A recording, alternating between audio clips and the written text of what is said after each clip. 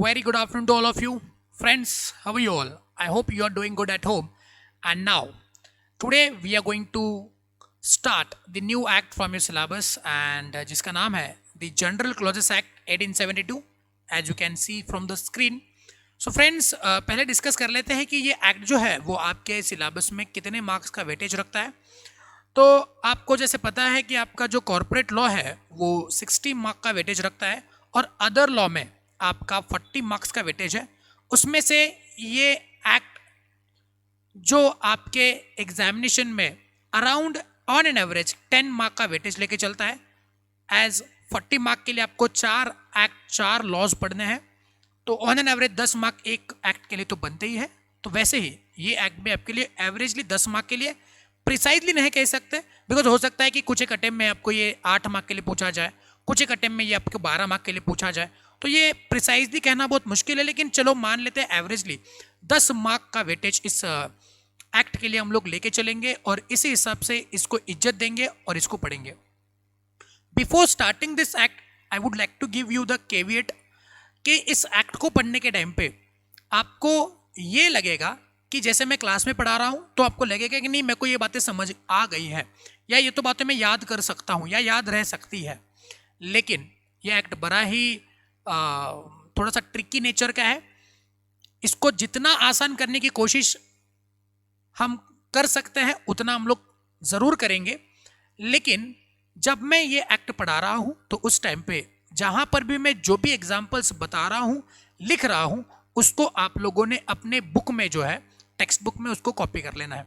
Because होता यूँ है कि हर एक प्रोविज़न हर एक लाइन में अलग अलग एग्जाम्पल्स आएंगे। तो अगर मान लेते हैं अभी आपको लगेगा कि हाँ मेरे को समझ गया है, लेकिन हो सकता है कि आप घर पे जब खुद से इसको पढ़ो तो आपको उस चीज़ का इंटरप्रिटेशन, उस चीज़ का मीनिंग ना निकले। तो जब आपके साइड में एग्जाम्पल रहेगा जो मैंने अभी क्लास में दिया हुआ है, उस बातों से आपको उस चीज़ का मीनिंग डिराइव करने में लिंक लग सकती है, वो लिंक आपको मिल सकती है। अदरवाइज आप क्या करोगे, अगर आपको घर पे पढ़ने के टाइम पे उस चीज़ का लिंक नहीं लग रहा है, उस चीज़ का मीनिंग डिराइव नहीं हो रहा है, तो आप वापस लेक्चर देखोगे एंड देन फिर नोट करोगे। तो इस चक्कर में आपका बहुत सारा वक्त जो है वो ज़ाया हो सकता है। तो इसीलिए आप अभी क्या करेंगे, जब भी मैं कोई एग्जाम्पल दे रहा हूँ तो उस एग्जाम्पल को आप कॉपी डाउन कर लेंगे। ठीक है? यस रोशन बेटा, after very long time we are meeting live here. So चलो without wasting much time will jump to the directly our topic. Name is the general clauses act 1897। तो as the name is suggesting you, नाम देखो क्या है, general clauses act 1897। तो ये general clauses act, जैसे negotiable instrument act में हमने निगोशिएबल इंस्ट्रूमेंट्स के बारे में पढ़ा, कंपनी लॉ में हमने कंपनी के बारे में कुछ तो पढ़ा, कॉन्ट्रैक्ट एक्ट में कॉन्ट्रैक्ट के बारे में कुछ पढ़ा, लेकिन ये नाम जनरल क्लॉजेस एक्ट है। तो सर इस एक्ट में हमको क्या पढ़ाया जा रहा है? तो इस एक्ट के साथ साथ हमको और एक टॉपिक जो हमारे अदर लॉज में एप्लीकेबल है उसको जानना बहुत जरूरी है, और उसका नाम है interpretation of statute. Interpretation of statute. तो ये दोनों एक्ट या फिर ये दोनों topic, actually interpretation of statute कोई एक्ट नहीं है, ये एक टॉपिक है। तो जनरल क्लॉजेस एक्ट और इंटरप्रिटेशन ऑफ स्टैट्यूट दोनों टॉपिक को एक साथ पढ़ने से हमको किसी भी एक्ट में जो कुछ भी लिखा हुआ है उस चीज का मीनिंग डिराइव करने में आसानी होगी या मदद हो सकती है। तो ये दोनों एक्ट जो है वो एक्चुअली देखा जाए तो इंटरप्रिटेशन वाले स्टैट्यूट है, इंटरप्रिटेशन के लॉज बताते हैं, इंटरप्रिटेशन के कायदे कानून बताते हैं। जैसे फॉर एग्जाम्पल अगर मान लेते हैं किसी भी एक्ट में कोई डेफिनेशन आपको अगर ढूंढनी है, जैसे कंपनीज एक्ट में सेक्शन नंबर 2 में हमने बहुत सारे डेफिनेशन पढ़े थे।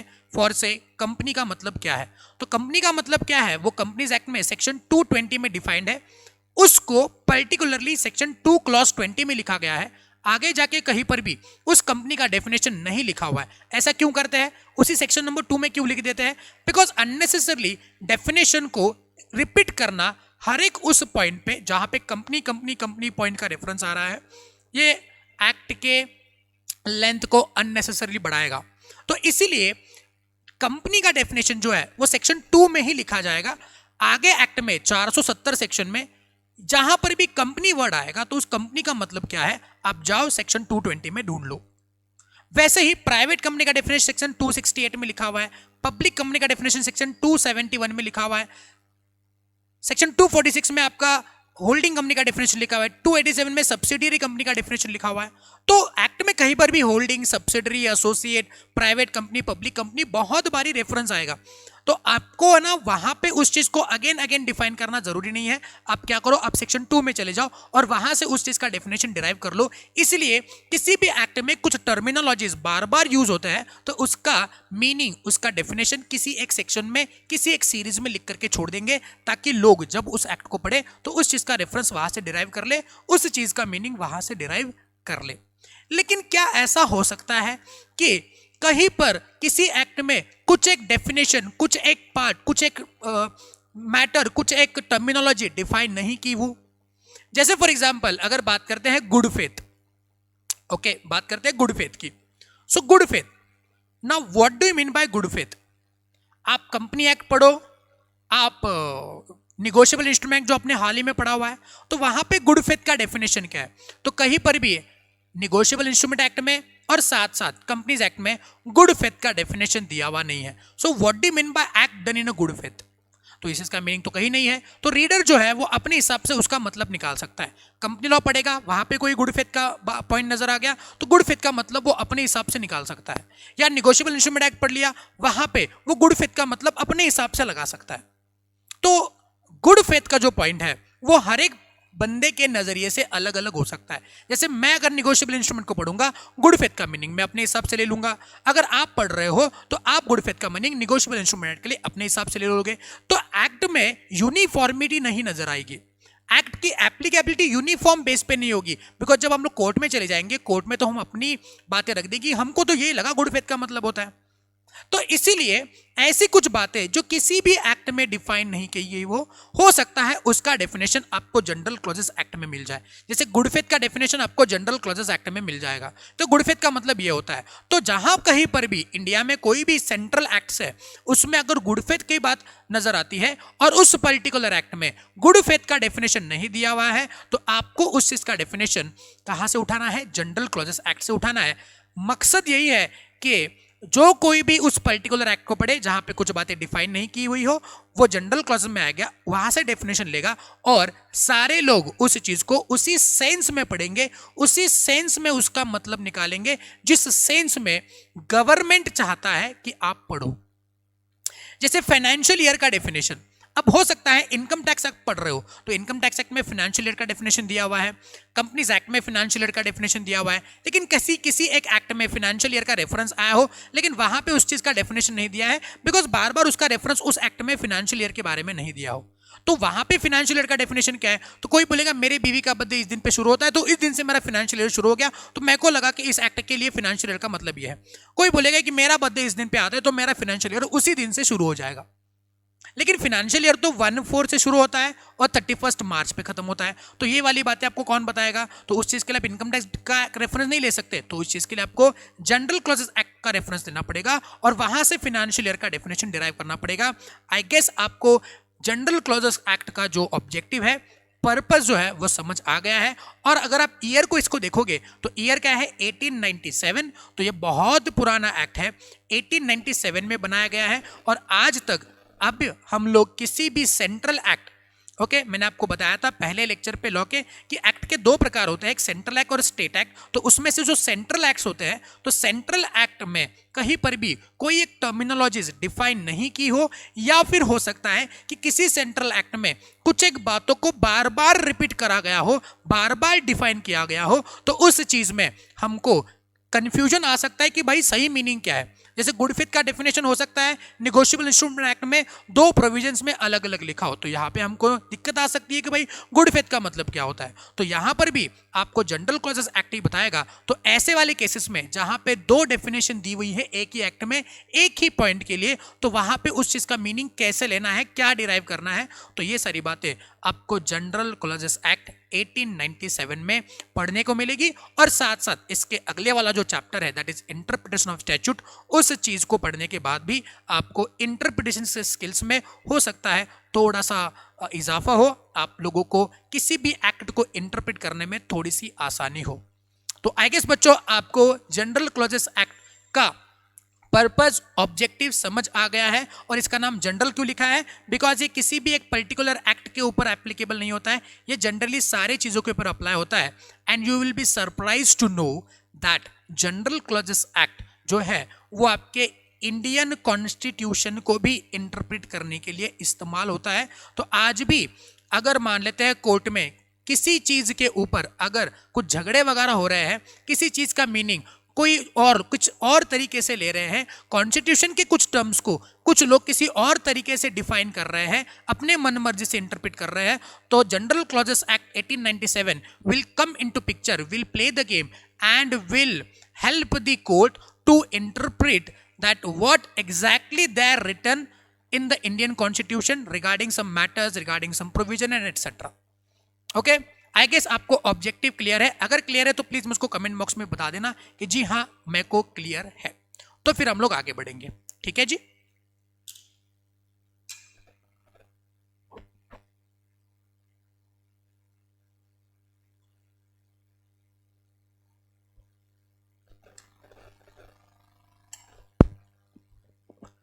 यस तो फ्रेंड्स, जैसे कि नाम इसका है जनरल क्लॉजेस एक्ट 1897, तो 1897 में एक्ट बनाया है, लेकिन 1897 में पहली बार जनरल क्लॉजेस एक्ट नहीं बना हुआ था। इसके पहले भी 2 बारी जनरल क्लॉजेस एक्ट को बनाया गया था। पहली बार जो बनाया गया था तो बनाया गया था इन द ईयर 1868, और दूसरी बार जब बनाया गया था तब बनाया गया था 1887, एंड देन उसमें कुछ तब्दीलियां करके थर्ड टाइम 1897 में ये एक्ट पूरा किया गया, और आज भी हम लोग 1897 को ही फॉलो करते हैं। जब 1868 में पहली बार बना था तो उस चीज की एप्लीकेबिलिटी आई थी 3 जनवरी 1868, और अगर 1887 की मैं बात करता हूं तो उस टाइम पे ये एक्ट लागू हुआ था 14 जनवरी 1887। तो ये डेट्स मैं आपको क्यों बता रहा हूं, आगे कुछ डेफिनेशंस को डिस्कस करने के टाइम पे आपको ये डेट्स जो है वो काम आने वाली है, तो इन डेट्स को आप जरूर नोट करिएगा। आगे नोटिंग जरूर करेंगे, लेकिन यहां पे आया हुआ है प्रियम्बल में, तो उस चीज को एक बार लिख देना। ठीक है, चलो तो now we directly come to the point of object, purpose and importance of the general clauses act. जो भी मैंने डिस्कस किया उसी चीज को एक्ट में क्या बताया हुआ है उसी चीज को पढ़ेंगे। Now the objects of this act, इस एक्ट का ऑब्जेक्ट क्या है? To shorten the language of central acts. तो स्पेसिफिकली बताया हुआ है कि ये एक्ट जो है वो सेंट्रल एक्ट के लैंग्वेज को शॉर्टन करता है। कैसे शॉर्टन करता है? बिकॉज आपको अभी किसी भी सेंट्रल एक्ट में सारी बातों को डिफाइन करना जरूरी नहीं है, आप उन्हीं बातों को डिफाइन करिए जो बार बार वहां पे यूज होती है। अदरवाइज जो भी रही सही बातें हैं वो जनरल क्लॉजेस एक्ट में लिखी हुई है, उसका मीनिंग हम लोग जनरल क्लॉजेस एक्ट डिफाइन कर लेंगे। तो अननेसेसरली डुप्लीकेशन ऑफ वर्क नहीं हो रहा है, अननेसेसरली डेफिनेशंस लिखने की जरूरत नहीं है किसी भी एक्ट में। तो इसलिए ये पूरे एक्ट के लैंग्वेज को है जो शॉर्टन करता है, और कौन से एक्ट को? सेंट्रल एक्ट को। स्टेट एक्ट्स के बारे में क्या सर? क्या किसी स्टेट एक्ट, जैसे बहुत सारे मान लेते हैं गुजरात में लीकर बैन है, महाराष्ट्र में गुटखा बैन है, तो ऐसे वाले एक्ट जो बनाए गए हैं क्या उसके ऊपर जनरल क्लॉजेस एक्ट एप्लीकेबल नहीं है? क्या उनके टर्मिनोलॉजीज को डिफाइन करने के लिए जनरल क्लॉजेस एक्ट मदद नहीं करता है? आएगा, सारी बातें आपको हौले हौले हौले पता चल जाएगी। ऐसा नहीं कि स्टेट एक्ट को हमने पूरा वारावरी छोड़ दिया, ऐसा बिल्कुल नहीं है। लेकिन स्पेसिफिकली बोला जाए तो general clauses act central acts के लिए बनाया गया है, सेंट्रल एक्ट्स के टर्मिनोलॉजीज को डिफाइन करने के लिए, या फिर सेंट्रल एक्ट्स को इंटरप्रेट करने के लिए आप जनरल क्लॉजेस एक्ट का फॉलो करेंगे। स्टेट एक्ट के ऊपर इसका एप्लीकेबिलिटी इन डायरेक्ट वे में हम लोग देखेंगे। नेक्स्ट जो ऑब्जेक्ट है to provide as far as possible the uniformity of expression, because definitions हमको जनरल क्लॉजेस एक्ट बताता है, तो हमारे दिमाग में कोई दोहराए नहीं होगा कि इसका मीनिंग ये हो सकता है, बिकॉज जनरल क्लॉज एक्ट बोलता है कि भैया इसका मतलब तो यही है, तो हमारे एक्सप्रेशन में यूनिफॉर्मिटी आ जाएगी। To state explicitly certain convenient rules, मतलब किसी भी एक्ट को, किसी भी प्रोविजन को डिफाइन करने के लिए जो रूल्स की जरूरत है वो रूल्स हमको कौन बताएगा? जनरल क्लॉज एक्ट ही बताएगा, regarding the interpretation of central acts. And last one, to guard against the slip and oversight. Now what is this to guard against the slip and oversight? देखो, जब किसी भी act में किसी चीज को define नहीं है और मान लेते हैं जनरल क्लॉजेस एक्ट भी वहां पे मौजूद नहीं है, मान लेते हैं the world without general clauses act, तो वहां पे हम लोग क्या कर सकते हैं? लॉ मेकर्स के किसी एक प्रोविजन को, लॉ मेकर्स के किसी एक सेंटेंस को, लॉ मेकर्स के किसी एक राइटअप को हम लोग अपने हिसाब से क्या कर सकते हैं, इंटरप्रेट कर सकते हैं और हम उसके लूपहोल्स का फायदा उठा सकते हैं।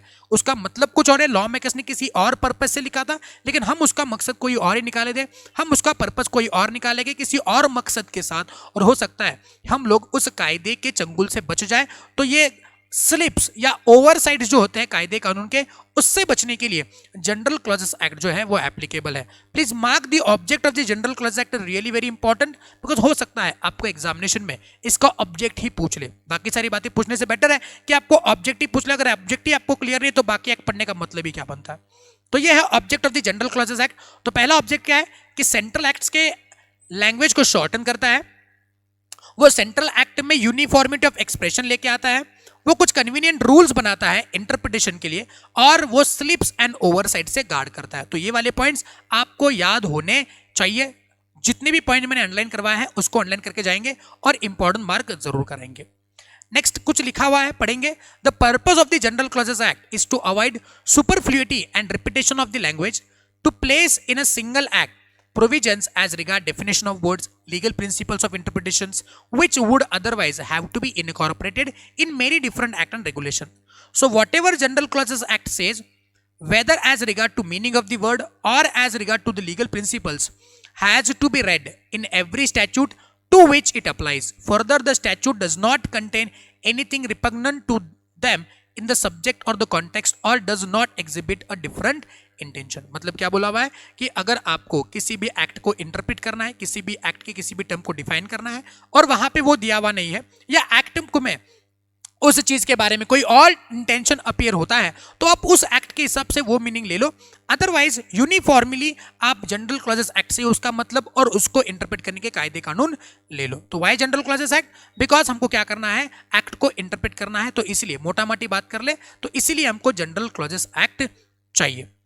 In many countries, legislation similar to General Clauses Act are called as a Interpretation Act. But as many provisions of the General Clauses Act, so far as may be necessary, common to every central act, the title General Clauses Act is not less appropriate than the Interpretation Act. मतलब हम लोग जो उसको General Clause Act बोलते हैं ये कोई inappropriate नहीं है, बिकॉज ये जनरली सारे एक्ट्स को अप्लाई कर जाता है। ठीक है, इसीलिए इसको लॉज ऑफ ऑल लॉ भी बोलते हैं, बिकॉज ये बाकी लॉज को इंटरप्रेट करने का लॉ है, तो ये सारे लॉज का लॉ माना जाता है। तो ये हुआ उसका क्या बोलो, objective of this act, objective purpose and importance. तो मुझको एक बात बताएंगे, are you clear with the object purpose and importance of the general clauses act? Please let me know so that we can move further. Come on fast.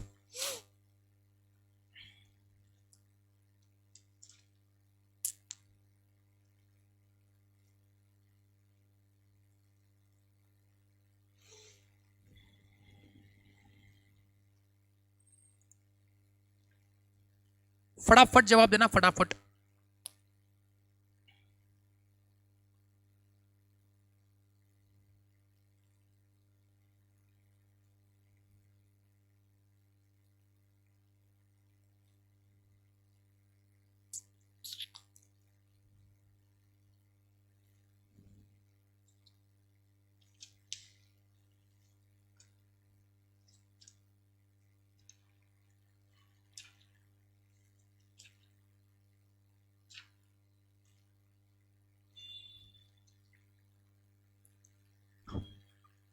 Clear है?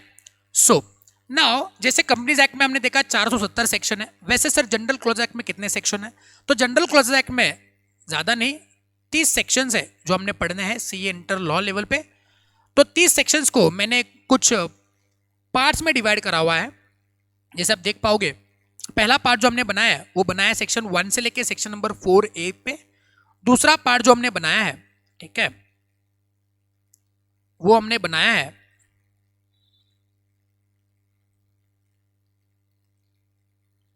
Section number 5 से लेके section number 13 जो है general rules of construction.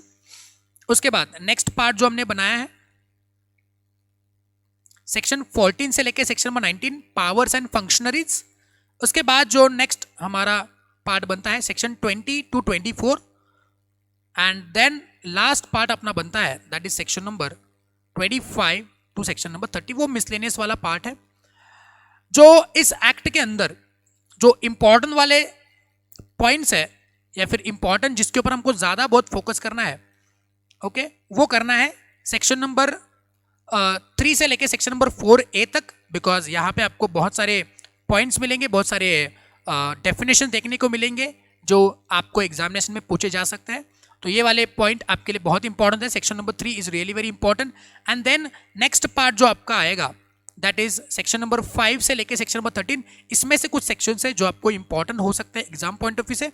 बाकी जो miscellaneous वाला part है, functionaries वाला पार्ट है, उसमें से कुछ एक सेक्शन है जो मैं आपको नोट करवाऊंगा कि इंपॉर्टेंट है, उसको आप करके जाएंगे।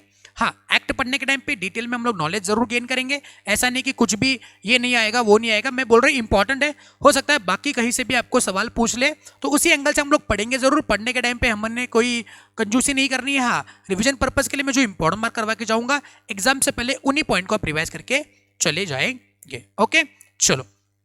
सो इस एक्ट को इंट्रोड्यूस करने के टाइम पे मैंने आपको बताया था कि इस एक्ट में बहुत सारे डेफिनेशंस दिए हुए हैं। जो डेफिनेशंस आपके किसी और एक्ट में डिफाइन नहीं है, तो उसका मीनिंग आप यहां से ले लो। जैसे मैंने आपको बताया था कि बहुत ही इंपॉर्टेंट है, तो देखो आप सेक्शन नंबर 3 में कितने सवाल आपको यहाँ पे बने हैं। तो लेटेस्ट नवंबर 2020 में भी इसके ऊपर सवाल बन चुके हैं। ओके, तो आपके लिए सेक्शन नंबर 3 बहुत ही इंपॉर्टेंट होता है, तो please mark it as important. इस एक्ट की एप्लीकेबिलिटी के बारे में भी कुछ प्रावधान आपको बताए हुए हैं, लेकिन उस चीज पे सेक्शन नंबर 4A बात करेगा। उस चीज के ऊपर हम लोग थोड़ा सा बाद में आएंगे, ये इवेंचुअली आ जाएंगे। सेक्शन नंबर 3 को डिस्कस करने के टाइम पे डेफिनेशंस में आएगा कहीं पे, तो मैं आपको वो भी डिस्कस करवाऊंगा।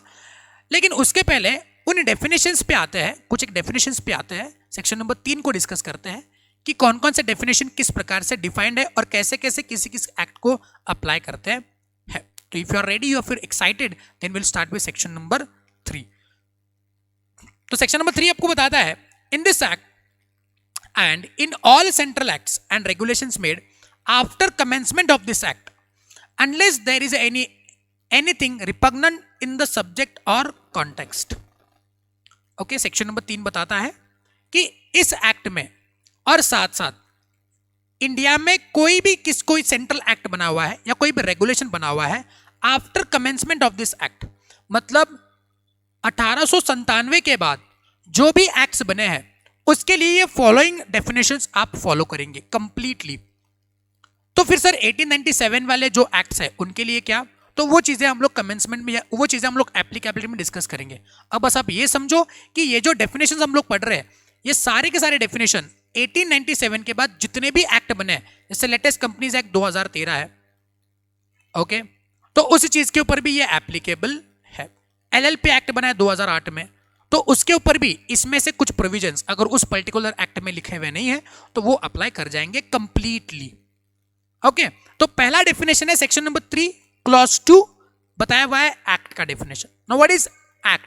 अब ये एक्ट वो नहीं है जैसे कि companies act, negotiable instrument act, general clauses act, वो एक्ट नहीं है जो यहां पे बताया। एक्ट मतलब कुछ करतूत, कुछ करना। तो what is act? Act used with reference to an offence और सिविल रॉन्ग। एक्ट का मतलब क्या है?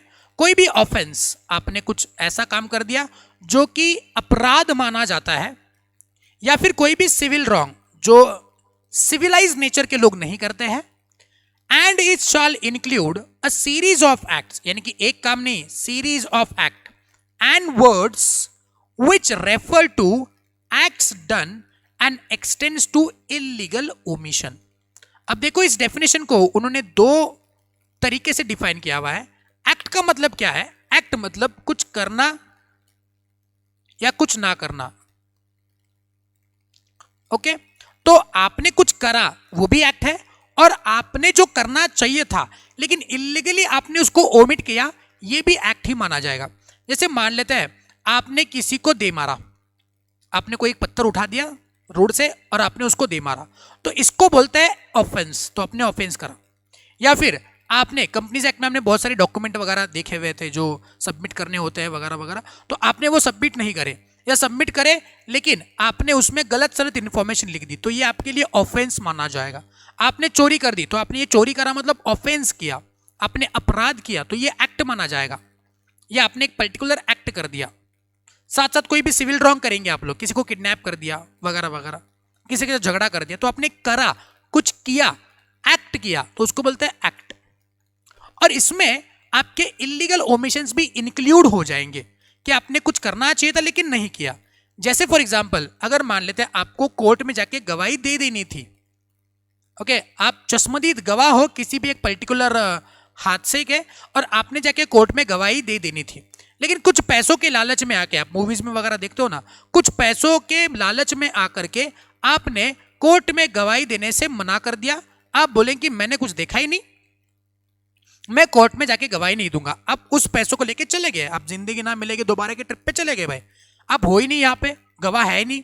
तो you were suppose to go in to the court and give आपका गवाही, लेकिन आपने गवाही दिया क्या? नहीं दिया, तो ये इलीगल ओमिशन हो गया।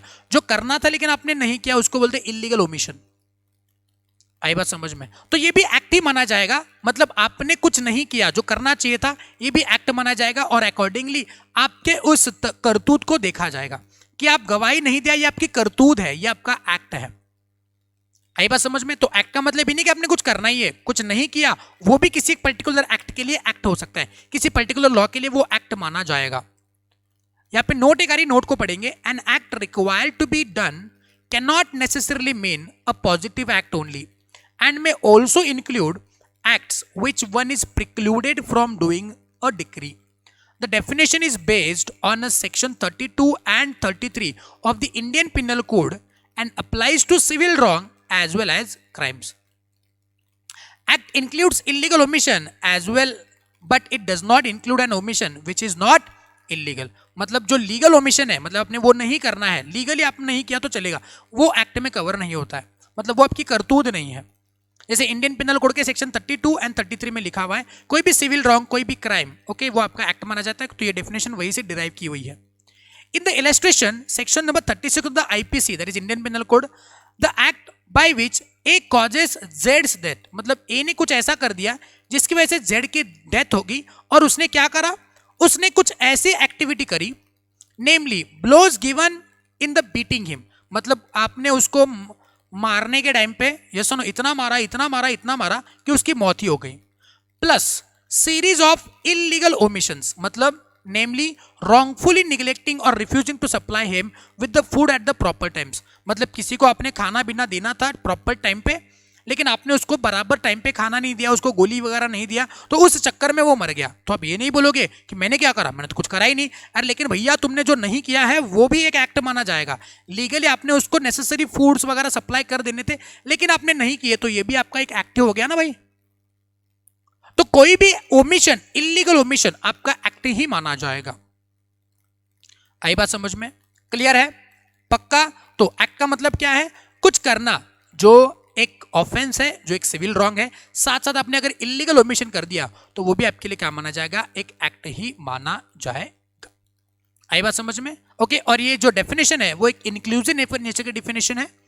Y inclusive? बिकॉज इसमें लिखा है इंक्लूड, इसमें एक डिफाइन किया पर्टिकुलर चीज और उसमें फिर कुछ बातें और इंक्लूड करी हुई है, तो इस डेफिनेशन को इंक्लूसिव डेफिनेशन बोलते हैं। ओके, तो आई गेस एक्ट का डेफिनेशन आपको क्लियर है। नेक्स्ट आएगा section number 3 clause 3, that is affidavit. ना एफिडेविट वर्ड बहुत जगह पे आपको रेफर करने को मिलेगा, बहुत सारे सेंट्रल एक्ट्स में डिफाइन करने को मिलेगा, and mark this definition as really very important. Examination का हॉट फेवरेट एरिया है, बहुत बार इसके ऊपर सवाल आए हुए हैं। What do you mean by affidavit? Okay, now what is affidavit? अब देखो यहां पे उन्होंने डेफिनेशन ये दिया हुआ है, affidavit shall include affirmation and declaration.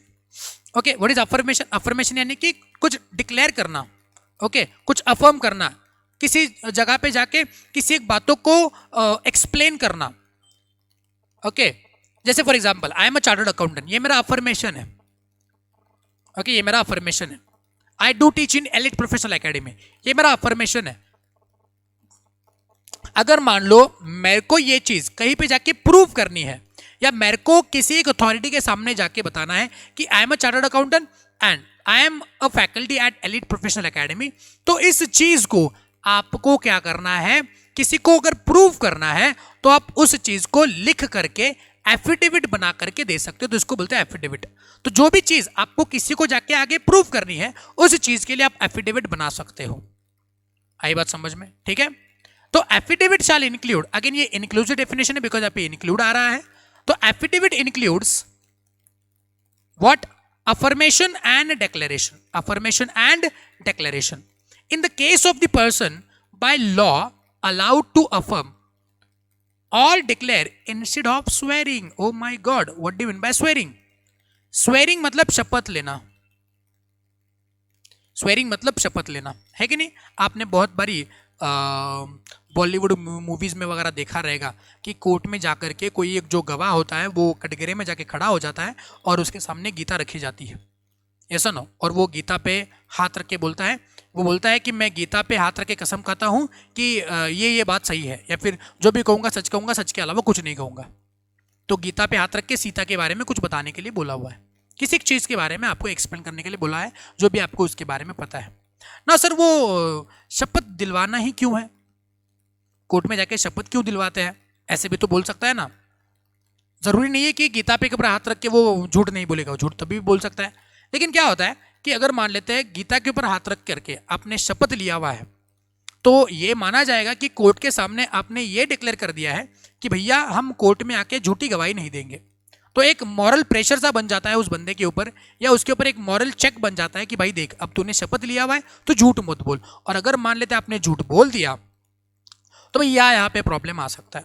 तो जनरली आपको को 7 साल 10 साल की सजा हो सकती है इंडियन पिनल कोड के अंदर, कि अगर आपने झूठ बोला, कोर्ट में जाके झूठ बोला, तो आपको 7 साल 10 साल जो भी सजा है इंडियन पिनल कोड के अंदर वो आपको हो सकती है। बताओ, जेल में जाना पड़ सकता है। तो एक मॉरल चेक सा बन जाता है, एक मॉरल प्रेशर सा बन जाता है अगर आपने शपथ लेके कुछ बातें गवाही देने के लिए आपको बोला हुआ है तो ये तो बात होगी कोर्ट में जाके बोलने की। लेकिन अगर मान लेते कुछ बातें आप कोर्ट में जाके नहीं बोलना चाहते हो, किसी अथॉरिटी के सामने आपको कुछ बातों को डिक्लेयर करना है, अगर आपको किसी अथॉरिटी के सामने जाके अपनी कुछ बातों को एक्सप्लेन करना है, बताना है कि ये बात सच है, तो फिर वहां पे आप एफिडेविट कर सकते हो। एग्जाम्पल के तौर पर अगर मान लेते आपकी कोई डेट ऑफ बर्थ है, ओके, जैसे अमूमन तौर पे अगर आप पुराने जनरेशन में जाओगे तो सबकी डेट ऑफ बर्थ ये होती है 1 जून। क्यों? बिकॉज उस दिन पे स्कूल में दाखिला करा जाता है, कहाँ पे उनके मम्मी पापा को पता है कि इसका जन्म का दिन क्या था, कौन याद रखता था, सब खेती बाड़ी करते थे भाई, तो किसको क्या याद है।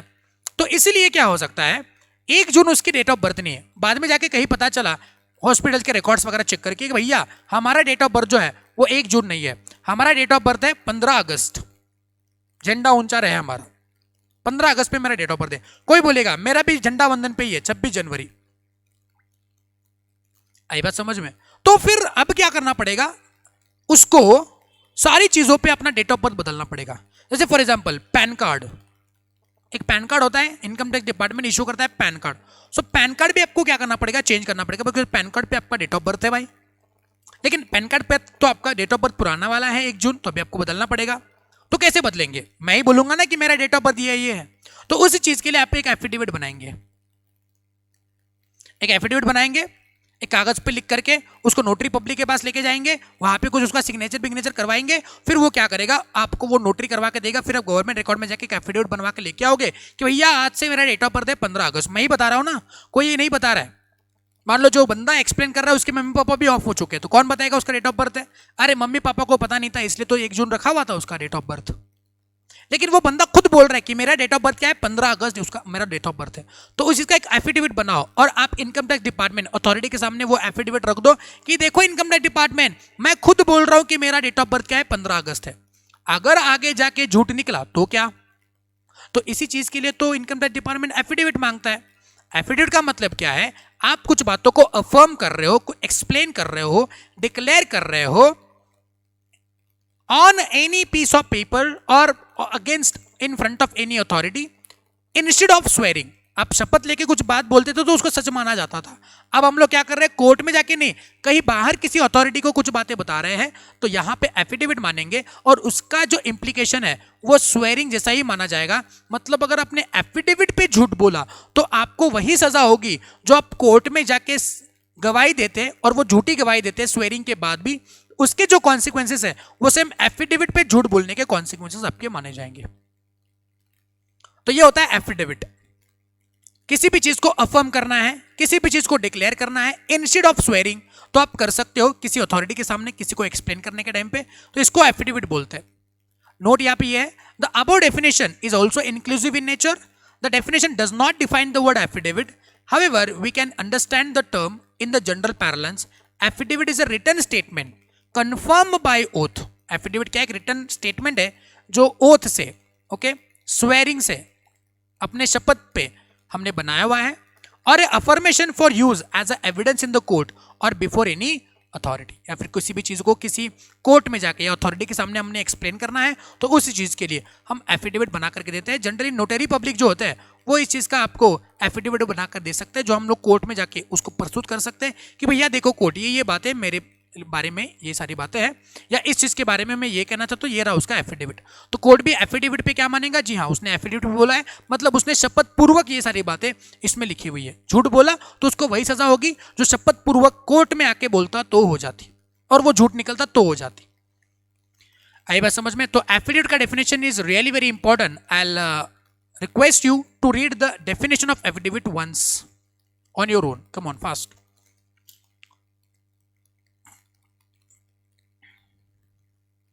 आई होप आपको मजा आ रहा है। मजा आ रहा है तो थम्स अप करना, बताना किस तरह enjoying.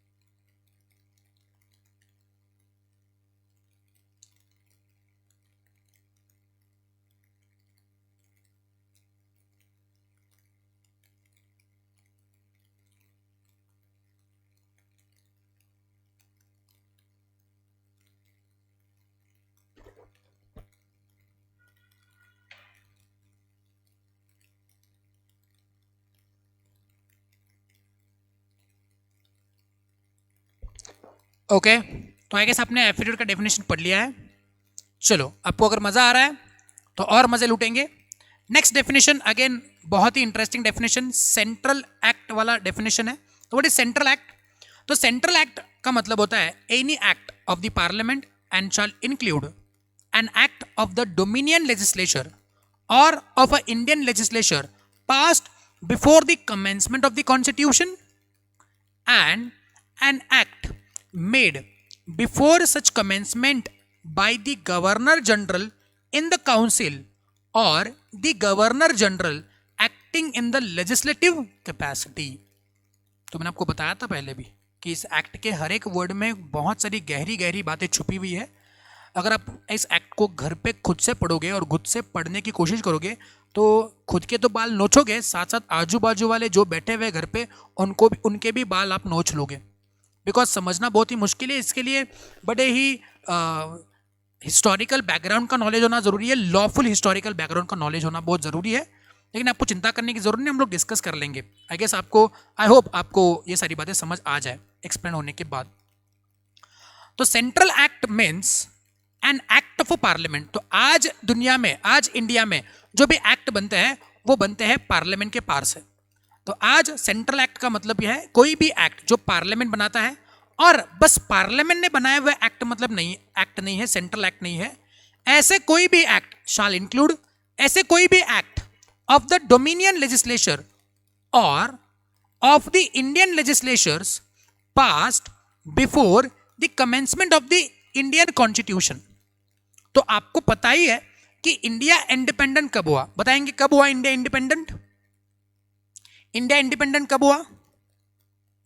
Just let me no, India independent कब हुआ? आई गेस 26 जनवरी को, है कि नहीं?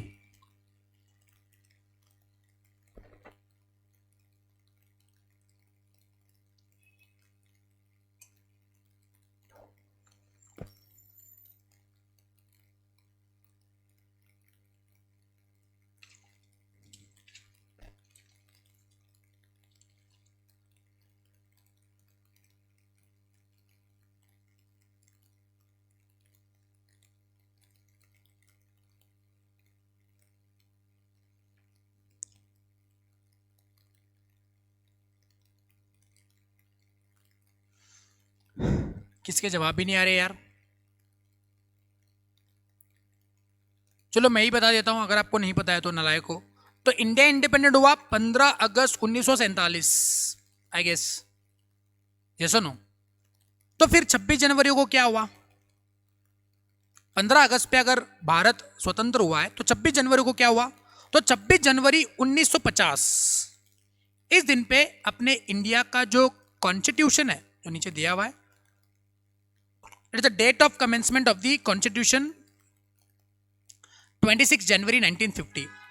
तो ऐसा नहीं है कि 26 जनवरी 1950 के दिन पे जब पार्लियामेंट आई थी उसके बाद ही एक्ट बनना शुरू हो गए। उसके पहले भी बहुत सारे एक्ट बने थे। If you see negotiable instrument act 1881, आपका इंडियन कॉन्ट्रैक्ट एक्ट 1872, पुराना कंपनीज एक्ट 1913। तो ये एक्ट जो है वो आपके 26 जनवरी 1950 के पहले वाले एक्ट है। तो क्या इन एक्ट को सेंट्रल एक्ट नहीं कहा जाएगा? क्या इंडियन कॉन्ट्रैक्ट एक्ट 1872 को सेंट्रल एक्ट नहीं कहा जाएगा? क्या वो पूरे इंडिया पे लागू नहीं है? क्या आपका निगोशिएबल इंस्ट्रूमेंट एक्ट 1881 क्या सेंट्रल एक्ट नहीं है? सेंट्रल एक्ट नहीं है इसका मतलब ये नहीं है, ये है कि वो पूरे इंडिया पे लागू नहीं होता है। जी हाँ, जरूर लागू होता है, हमारे सिलेबस में ही पढ़े हमने दोनों ही एक्ट। तो इसको सेंट्रल एक्ट बोले जाएंगे। तो कौन बोलता है कि ये सेंट्रल एक्ट है? तो यहाँ पे आपको सेक्शन नंबर 3 क्लॉज 7 जो है ऑफ जनरल क्लॉज एक्ट ये बता रहा है कि सेंट्रल एक्ट मतलब बस ऐसे एक्ट नहीं जो पार्लियामेंट बनाता है। सेंट्रल एक्ट में वो भी इंक्लूड हो जाएंगे जो आपके डोमिनियन लेजिस्लेचर और इंडियन लेजिस्लेचर जो भी है, जो इंडियन कॉन्स्टिट्यूशन कमेंस होने से पहले जिन्होंने पास किया हुआ है, and an act made before such commencement by the governor general in the council or the governor general acting in the legislative capacity. मतलब यहां पे देखो, अगर मैं बात करता हूं 26 जनवरी 1950 के पहले, before and after, okay, after की बात करेंगे तो यहां पे parliament is having the exclusive power to make the laws in India, उसको हम लोग सेंट्रल एक्ट कहेंगे। लेकिन इसके पहले 1950 के पहले, तो मैं इसको फर्दर डिवाइड कर सकता हूं 15 अगस्त 1947 से लेके 26 जनवरी 1950, और ये हम लोग बोलेंगे after 26 January 1950, on or after, on or after, और इसको बोलेंगे बिफोर, और इसको बोलेंगे ऑन और आफ्टर। ओके, तो ये एक ईरा हो गया। एंड बिफोर 15 अगस्त 1947, तो यहां पर भी कुछ एक्ट बने थे। मतलब इस पीरियड के दौरान, किस पीरियड के दौरान? इस पीरियड के दौरान भी कुछ एक्ट बने थे और इसके पहले भी कुछ एक्ट बने थे। तो क्या उसको सेंट्रल एक्ट नहीं कहेंगे? जी हां, उनको सेंट्रल एक्ट कहेंगे, लेकिन इनकी कंपिटेंट अथॉरिटी थी governor general, governor general of India. तो टू बी वेरी प्रिसाइज, 15 अगस्त 1947 के पहले गवर्नर जनरल ऑफ इंडिया आपके एक्ट बनाते थे, और इस दौरान आपकी constituent assembly along with the governor general ये मिलके इंडिया में एक्ट बनाते थे। तो गवर्नर जनरल ऑफ इंडिया जो भी एक्ट बनाएंगे जो पूरे इंडिया पे लागू है, उसको भी हम लोग क्या मानेंगे? सेंट्रल एक्ट ही मानेंगे। तो मोटा मोटी और डीप में जानने से बेटर है आप ये समझ लो कि 1950, 26 जनवरी 1950 या फिर उसके बाद अगर कोई एक्ट बना है तो उसके लिए पार्लियामेंट उसके पास एक्सक्लूसिव पावर रखता है कि वो इस इंडिया पे अप्लाई करने वाले बहुत सारे एक्ट बनाएगा, तो उसको हम लोग सेंट्रल एक्ट बोलेंगे। और 26 जनवरी 1950 के पहले अगर कोई एक्ट बने हुए हैं जिसको गवर्नर जनरल ऑफ इंडिया ने लागू किया हुआ है, जिसको गवर्नर जनरल ऑफ इंडिया ने पास किया हुआ है ब्रिटिश काल के अंदर, तो उन एक्ट्स को हम लोग सेंट्रल एक्ट बोलेंगे। जिन एक्ट्स को गवर्नर जनरल ऑफ इंडिया और पार्लियामेंट पास नहीं करता है उसको हम लोग सेंट्रल एक्ट नहीं कहते हैं। कल जाके कोई भी ऐरा गैरा नत्तू गैरा उठ के खड़ा हो जाएगा, बोलेगा कि मैंने एक्ट बनाई, ये पूरे इंडिया पे लागू है, तो वो एक्ट सेंट्रल एक्ट नहीं माना जाएगा। वो किसी इंडिया के किसी भी पार्ट के कोने पे अप्लाई नहीं करेगा, उसके लिए पार्लियामेंट के पास स्पेसिफिक पावर है। पार्लियामेंट के पास अंदर पास जाने के बाद ही वो एक्ट को सेंट्रल एक्ट मानेंगे और उसकी एप्लीकेबिलिटी हम लोग मानेंगे। आई बात समझ में? तो ये हुई आपका सेंट्रल एक्ट का डेफिनेशन। आई गेस पॉइंट आपको क्लियर है। नेक्स्ट आएंगे, आपका डेफिनेशन है central government. Now what do you mean by central government? What do you mean by central government? तो जैसे मैंने आपको बताया था, कंपनीज एक्ट के लिए सेंट्रल गवर्नमेंट क्या है? Ministry of corporate affairs. Income tax department के लिए ministry of finance. Defence ministry will be the central government for the defence and allied activities. लेकिन सेंट्रल गवर्नमेंट, केंद्र सरकार, ओके, बहुत सारे डिपार्टमेंट्स में उसको डिवाइड किया हुआ है और उसके अंदर उसके फंक्शनरीज काम करते हैं। जो भी बंदा जिस पर्टिकुलर रीजन से, डिपार्टमेंट से बिलोंग करते, कंपनीज एक्ट से बिलोंग करती है, वो मिनिस्ट्री ऑफ कॉर्पोरेट अफेयर्स के अंडर आता है। तो वो मिनिस्ट्री ऑफ कॉर्पोरेट अफेयर्स को सेंट्रल गवर्नमेंट मानेगा। एक्चुअली वो सेंट्रल गवर्नमेंट नहीं है, सेंट्रल गवर्नमेंट कुछ और है। सेंट्रल गवर्नमेंट की वो एक डिपार्टमेंट है। तो ये सेंट्रल गवर्नमेंट क्या है, समझ लेते हैं। सेंट्रल गवर्नमेंट किसी भी एक्ट में अगर सेंट्रल गवर्नमेंट बोला है तो सेंट्रल गवर्नमेंट क्या होता है? तो ये आपको जनरल क्लॉजेस एक्ट समझा रहा है। सुनो, general government shall in relation to anything done before the commencement of the constitution means the governor general in council as the case may be. तो कॉन्स्टिट्यूशन आने से पहले, that is before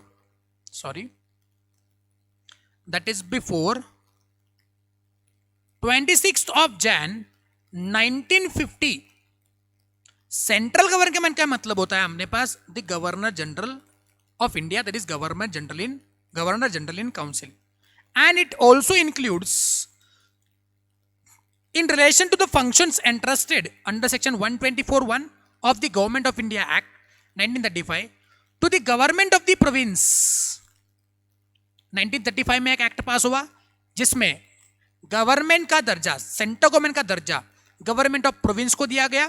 the principal government acting within the scope of authority given to it under the subsection and in relation to the administration the chief commissioner of the province, the chief commissioner acting within the scope of the authority given to him under the section 94 of the said act, and in relation to anything done or to be done after the commencement of the constitution, that is on or after 26th of January 1950। Central government means the president. Central government का मतलब है president.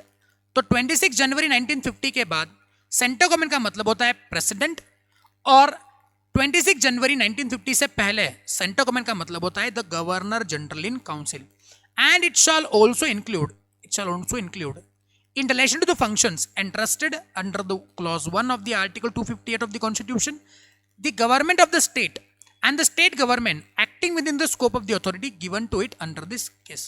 मतलब अगर Indian constitution ने किसी एक particular act को बनाने का पावर स्टेट के पास छोड़ दिया है, जैसे लिकर बैन होगा कि नहीं होगा, ये अपना अपना स्टेट खुद सोचेगा। ये आपको article number 258 of the constitution power देता है। कॉन्स्टिट्यूशन बोलता है कि अगर किसी स्टेट को, अगर किसी के बारे में एक्ट बनाना है, जैसे वो सेंट्रल लिस्ट, स्टेट लिस्ट में बताया हुआ है, तो स्टेट लिस्ट में जितने भी एक्ट बोले हुए हैं, जितने भी सब्जेक्ट बताए हुए, उन सब्जेक्ट के बारे में स्टेट अपने अपने एक्ट बना सकता है। ओके, जैसे गोवा में लीकर बैन नहीं कर सकते, लेकिन गुजरात में लीकर बैन है, तो गुजरात में जो लीकर बैन है उस एक्ट के लिए सेंट्रल गवर्नमेंट मतलब गुजरात की सरकार। महाराष्ट्र में गुटखा बैन है, तो महाराष्ट्र के गुटखा बैन वाले जो एक्ट के लिए Maharashtra state will be A central government. In relation to the administration of Part C state before the commencement of the constitution, the chief commissioner or lieutenant general or the government of neighboring state or the other authority acting within the scope of the authority given to him or under the article 239 or article 243 of the constitution as the case may be, and in relation to the administration of the union territory hai, then the administrator thereof acting within the scope of the authority given to him under article 239 of the constitution। Sir अंदर वाला point कुछ नहीं समझा, बस हमको ये समझा है कि अगर मान लेते हैं 26 जनवरी 1950 के पहले है तो उसके लिए गवर्नर जनरल, और 26 जैन 1950 या फिर उसके बाद कोई एक्ट बना है तो उसके लिए पार्लियामेंट। अंदर जो बातें आपने बताई है, government of province, administrator, part C वाले स्टेट, ये वाला बात कुछ नहीं समझा है। तो चलो उस चीज़ को डिस्कस कर लेते हैं, बहुत ही बढ़िया तरीके से डिस्कस करेंगे हम लोग। तो नीचे आपको कुछ एक्सप्लेनेशन बताया हुआ है, ये एक्सप्लेनेशन किस चीज़ के बारे में आपको बता रहा है, सुनो, बहुत ही इंटरेस्टिंग डिस्कशन है, ध्यान लगा करके सुनेंगे तो बातें को समझ आ जाएगी। तो फ्रेंड्स, हम पीछे चले जाते हैं अपने पार्टीशन पे। जब इंडिया इंडिपेंडेंट हुआ तो इंडिया पार्टीशन हुआ, पार्टीशन में हमारा पाकिस्तान अलग चला गया, एक इंडिया अलग से बन गया। लेकिन इंडिया भी जब बना है तो ऐसा नहीं था कि पूरा इंडिया एक अखंड भारत था, सबको पता है। ओके, बहुत सारे हमारे पास पार्ट्स थे इंडिया में, स्टेट्स थे, जो स्टेट्स अलग अलग अपना अपना कामकाज देखते थे, जिनके ऊपर ब्रिटिश गवर्नमेंट जो है वो रूल करता था। तो जैसे ही ब्रिटिशर्स ओके इंडिया में आए और इंडिया में उन्होंने अपना पूरा जो कामकाज है वो फैलाया और फिर इंडिया के ऊपर कंट्रोल रखा, डिक्टेटर बन गए वो इंडिया के। तो उन्होंने ना for the purpose of administration, for the purpose of administration इस इंडिया के स्टेट्स जो है उनको 4 पार्ट में डिवाइड किया, namely part A state, part B state, part C states और पार्ट डी स्टेट्स। ओके, तो part A B C D ऐसे उन्होंने डिवाइड किया, जिसमें पार्ट ए स्टेट्स में उन्होंने उन स्टेट्स को रखा जहां पे ब्रिटिशर चाहते हैं कि हमारा ही राज चले, मतलब वो पूरे के पूरे हमारे कंट्रोल में रहेंगे, उसके ऊपर कोई और कंट्रोल नहीं रखेगा। जैसे फॉर एग्जांपल बॉम्बे प्रेसिडेंसी हो, आसाम, बिहार, मध्य प्रदेश, ओके, उत्तर प्रदेश, ऐसे जो प्रेसिडेंसीज थी, ओके, जो बड़ी प्रेसिडेंसीज थी, बॉम्बे, मद्रास, कोलकाता, ये वाले जो बड़ी बड़े प्रिंसली स्टेट्स थे, उनके ऊपर ब्रिटिश गवर्नमेंट का राज चलेगा, 100% कंट्रोल उनका, कोई इंटरफेरेंस नहीं करेगा। तो इन स्टेट्स को उन्होंने पार्ट ए स्टेट में डिवाइड कर दिया। उसके बाद पार्ट बी स्टेट्स, जहां पे उन्होंने बोला कि यहां पे हमारा कंट्रोल नहीं चलेगा, आप राज करेंगे हमारे अंडर। जैसे जम्मू एंड कश्मीर हो गया, मैसूर हो गया, पटियाला हो गया, ये वाले जो स्टेट्स है वहां पे उनके जो राजा थे वही राज करेंगे, बस हमको क्या करेंगे, आप उसका लगान वगैरह जो है वो वसूल करके दे देंगे। लगान मूवी देखा है ना आपने, तो वहाँ पे राजा का ही कंट्रोल है, राजा ही सारी बातें प्रजा के साथ बातें वगैरह कर रहा है, लेकिन हाँ, राजा के ऊपर कंट्रोल तो ब्रिटिश का ही है, लेकिन उस चीज़ को एडमिनिस्टर हम नहीं करेंगे। राजा को बोला जाएगा कि इतना इतना महसूल ला के दे देना है, ओके, बाकी आर्मी बिरी में हम लोग लगा देंगे। तो राजा आप वहां पे क्या करेंगे, एडमिनिस्टर करेंगे, कुछ स्टेट्स को हम खुद कंट्रोल करेंगे, वहां पे आप नहीं आएंगे। आई बात समझ में? फिर उन्होंने पार्ट सी स्टेट बना दिए, पार्ट ए हो गया, पार्ट बी हो गया, पार्ट सी स्टेट्स। वहां पे वो चाहते हैं कि अकेले हम राज नहीं करेंगे, अकेले हम एडमिनिस्टर नहीं करेंगे, हम और आप मिल मिला के एडमिनिस्टर करेंगे। जैसे भोपाल हो गया, अजमेर हो गया, बिलासपुर हो गया, दिल्ली हो गया, तो यहां पे हम अकेले एडमिनिस्ट्रेशन नहीं कर सकते, राजा जी आप और हम मिल मिला के क्या करेंगे, इसको एडमिनिस्टर करेंगे, ठीक है। एंड देन आया पार्ट डी स्टेट्स, ओके, जहां पे अंग्रेज चाहते हैं कि हमको है ना हेडेक ही नहीं चाहिए भाई इनका, तो आप भी देख लो आप अपना अपना, ओके, जहां पे हम किसी एक बंदे को अपॉइंट करेंगे भाई वो देख लेगा सब कुछ काम काज, वहां पे हमको है ना टेंशन ही नहीं चाहिए। जैसे मान लो कोई अंडमान निकोबार आइलैंड हो गए, तो ब्रिटिशर्स बोलते हैं कि भैया देखो हम आपकी तरफ देखते ही नहीं है, हमको उतना टाइम ही नहीं है तुम्हारी तरफ देखने का, तो तुम अलग ही रहो, तुम जुदा ही रहो हमसे, उसके ऊपर हम लोग कोई बंदा अपन करेंगे वो देख लेगा, आया तो आया, नहीं आया तो नहीं आया कुछ उससे। तो वो अंडमान निकोबार, दादर नगर हवेली जो आपके है, तो वो अलग ही रहेंगे, वो हमारे अंदर नहीं आएंगे, क्योंकि if you see the geographical location of the Andaman Nicobar, वहाँ पे कंट्रोल रखना, एडमिनिस्टर करना बहुत ही मुश्किल है वैसे, बिकॉज पूरा आइलैंड है, तो वहाँ पे कंट्रोल करना बहुत मुश्किल है। यहाँ से पूरी रसद भेजना, वहाँ से कुछ रिकवर होना पॉसिबिलिटी नहीं है, और वहाँ पे ऐसा कुछ होता भी नहीं है कि जहाँ से वो कुछ रेवेन्यू जनरेशन का सीन है। तो ब्रिटिश गवर्नमेंट चाहता है कि नहीं भाई इसके ऊपर ध्यान देना ही नहीं है, वो अपना सी और डी वाला स्टेट है अपने। बीच में हमने वो न्यूज़ में पढ़ा ना, वो इसमें अंडमान निकोबार में एक सीन हुआ था, वहाँ पे कुछ ट्राइबल एरिया है, मतलब पूरे ऐसा नहीं कि पूरे अंडमान निकोबार में ट्राइबल एरिया रहते हैं, जो आदिवासी लोग बोलते हैं वो रहते हैं एकदम जंगल में, घने जंगल में, अंडमान निकोबार में कहीं भी, तो वो एकदम जंगल के बीचों बीच वो कोई एक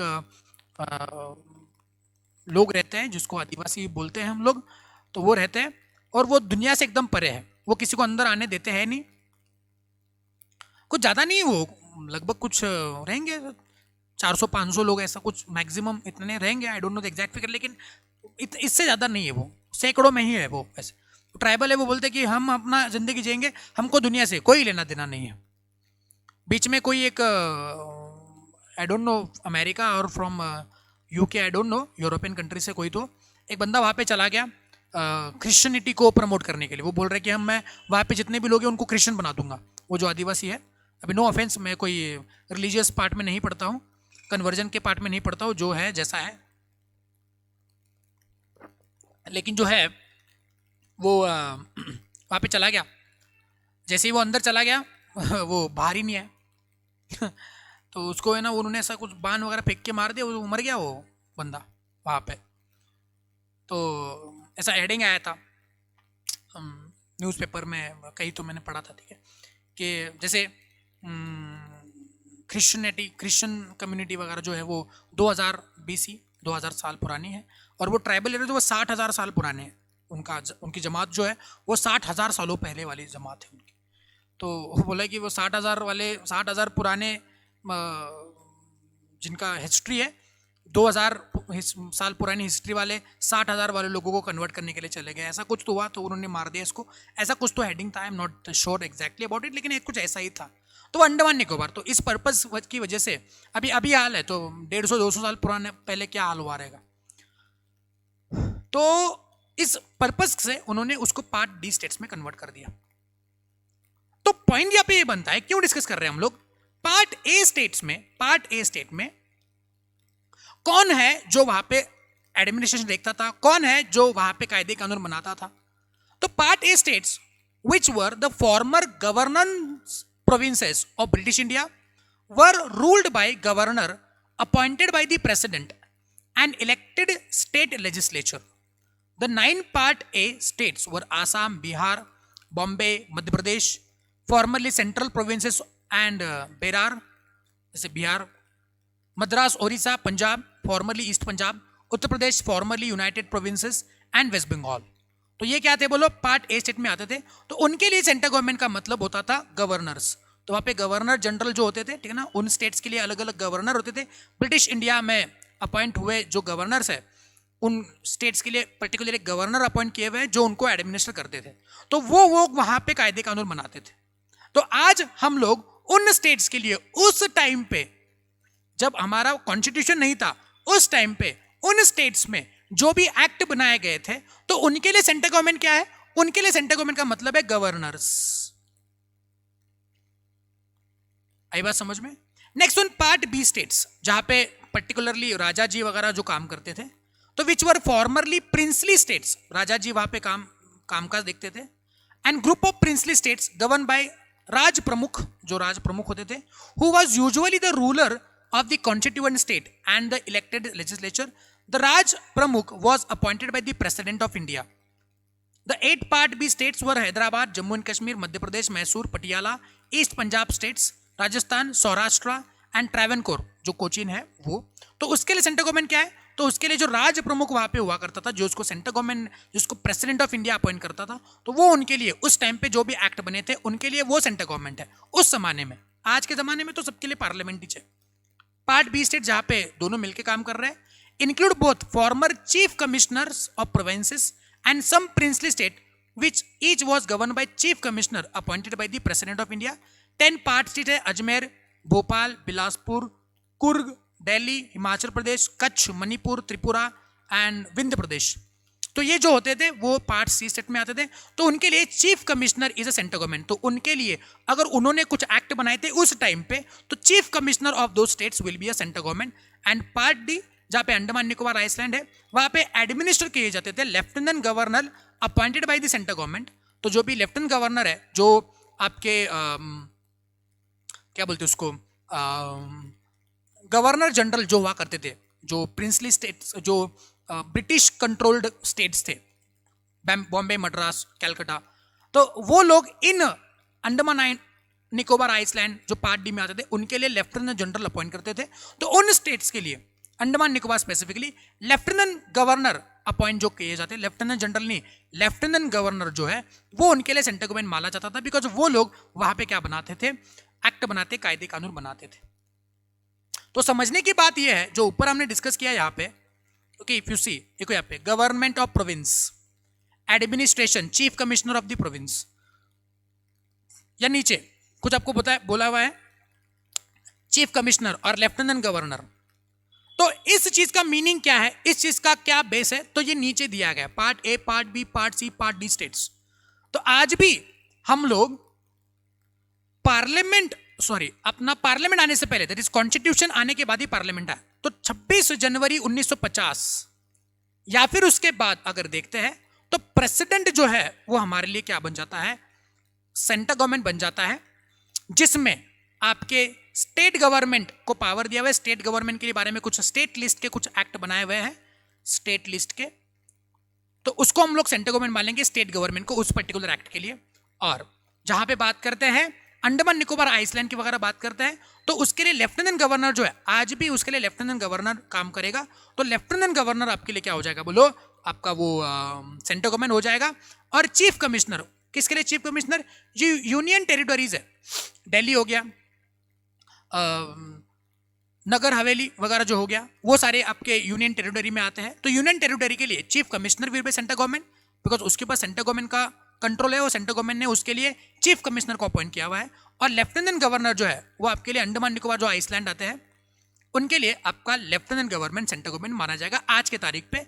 और ऐसे वह जो भी एक्ट जो 26 जनवरी 1950 के पहले बने हुए हैं, उनके लिए गवर्नर जनरल सेंट्रल गवर्नमेंट माना जाएगा, जहां पे ब्रिटिश लोगों का कंट्रोल था, बॉम्बे, मद्रास, कलकत्ता। और गवर्नमेंट ऑफ द प्रोविंस, तो जो राजा जी वहां पे काम करते थे, तो गवर्नमेंट ऑफ द प्रोविंस, राज प्रमुख। And administration and chief commissioner for the states, जहां पे वो मिल मिला के काम कर रहे हो, या फिर जहां पे अंडमान निकोबार आइसलैंड में काम कर रहे हो 26 जनवरी 1950 के पहले। तो ये हमारे लिए सेंट्रल गवर्नमेंट हो जाएंगे। आई बात समझ में, सेंट्रल गवर्नमेंट कौन है, क्या है। जैसे बात करते हैं 1881 में नेगोशिएबल इंस्ट्रूमेंट एक्ट बना, तो किसने बनाया रहेगा, तो वो उसके लिए सेंट्रल गवर्नमेंट, बिकॉज वो तो 1950 के पहले बना हुआ था। कॉन्ट्रैक्ट एक्ट 1950 के पहले बना था, तो उसके लिए जिसने भी वो उस एक्ट को बनाया, हो सकता है वो government of governor general in council हो, बिकॉज वो पूरा सेंट्रल एक्ट है। तो governor general will be the central government for the contract act 1872, because वो पहले बना था। आज कंपनीज एक्ट 2013 आ चुका है, उसके लिए सेंट्रल गवर्नमेंट कौन है, प्रेसिडेंट, बिकॉज वो पार्लियामेंट के अंदर बोला है कि president will be a central government for any act which is made on or after 1950, 26 January 1950। I guess आपको सेंट्रल गवर्नमेंट का डेफिनेशन क्लियर है। एक बार सेंट्रल गवर्नमेंट का डेफिनेशन को आप ठंडे दिमाग से पढ़ लेंगे और मुझको बताएंगे एनी डाउट सो फार, और कुछ दिक्कत आपको आ रही है तो बताएंगे। एनी डाउट्स, समझने में कुछ दिक्कत आ रही है तो बता देना। Are you understanding all the things and also enjoying or not?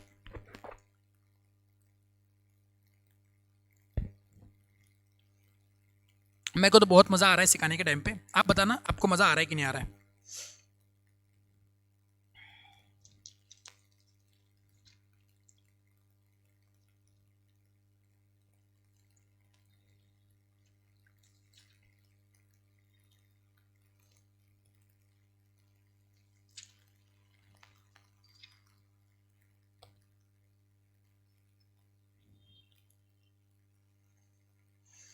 Please read the definition.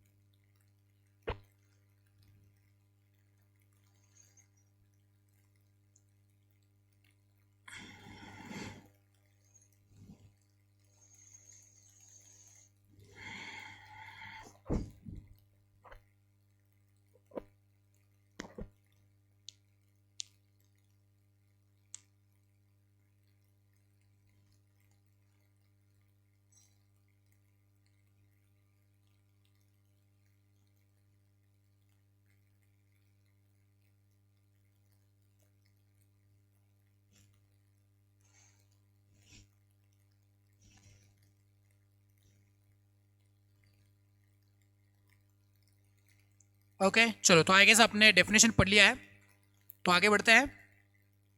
Now अभी हम लोग ये सारी बातें डिस्कस कर रहे हैं, तो लगे हाथ जनरल क्लॉजेस एक्ट के एप्लीकेबिलिटी को पढ़ लेते हैं, ठीक है ना। बहुत मजा आएगा आपको उसको देखने के टाइम पे। देखो हम लोग अभी डेफिनेशन को देख रहे हैं, और हमने ये भी पढ़ा कि जो सेंट्रल एक्ट्स होते हैं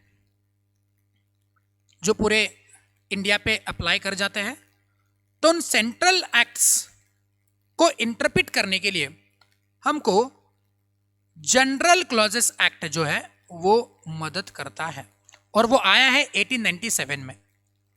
लेकिन 1897 या फिर जनरल क्लॉजेस एक्ट की कमेंसमेंट के बाद जो एक्ट बने थे उनको ही हम लोग जनरल क्लॉजेस एक्ट के प्रोविजंस को अप्लाई करके इंटरप्रेट कर सकते हैं।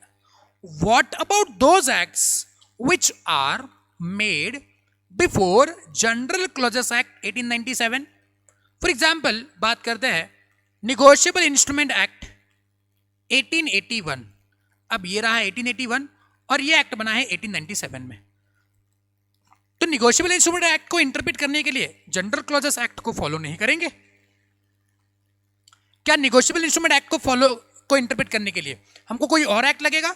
बिकॉज ये एक्ट स्पेसिफिकली बोलता है the act which are made on or after commencement of the general clauses act 1897। जो भी एक्ट्स बने हैं उसके लिए, उसको इंटरप्रेट करने के लिए, उसके मीनिंग को डिराइव करने के लिए आप इसको फॉलो करो। ओके तो इस चीज को थोड़ा सा हम लोग डिटेल में डिस्कस करेंगे यहाँ पे। तो बात करते हैं हमारे सेंट्रल एक्ट्स की। तो ये जो सेंट्रल एक्ट्स है उसको हम लोग क्या करेंगे, बेसिकली दो लेग्स में डिवाइड करेंगे। ओके उसको दो लेग्स में डिवाइड करेंगे। पहला है incorporated before general clauses act 1897, और दूसरा बट ऑब्वियस सी बात है incorporated on or after general clauses act 1897। ठीक है जी, ओके अर्शो। Now if I go on for acts incorporated before general clauses act 1897, तो इसको भी मैं फर्दर तीन लेग्स में डिवाइड कर सकता हूं। ओके वो कौन कौन से? पहला, इसको ऊपर ही ले लेते हैं थोड़ा।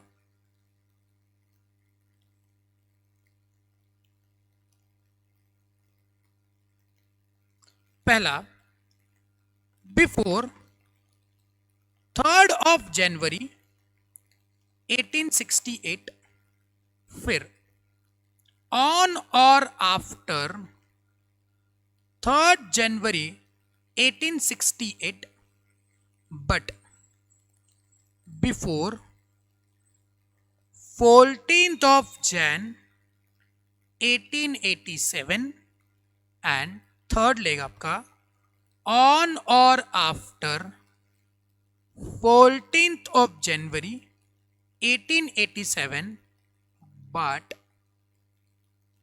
before commencement of General Clauses Act 1897। Sir ये डेट्स आपने कहाँ से निकाले हैं? तो भैया जी एक्ट को शुरू करने के टाइम पे मैंने आपको बताया था कि इस एक्ट को इन डेट्स को हम आगे जाके कहीं फॉलो करने वाले हैं। तो if I think about the 3rd of January 1868, तो आई मीन टू से the general clauses act 1868। If I से 14th of Jan 1887, तो I am talking about the general clauses act 1887। And if I am talking about after 14th of Jan 1887, तो मैं बात कर रहा हूँ जनरल क्लॉजेस एक्ट 1897 की।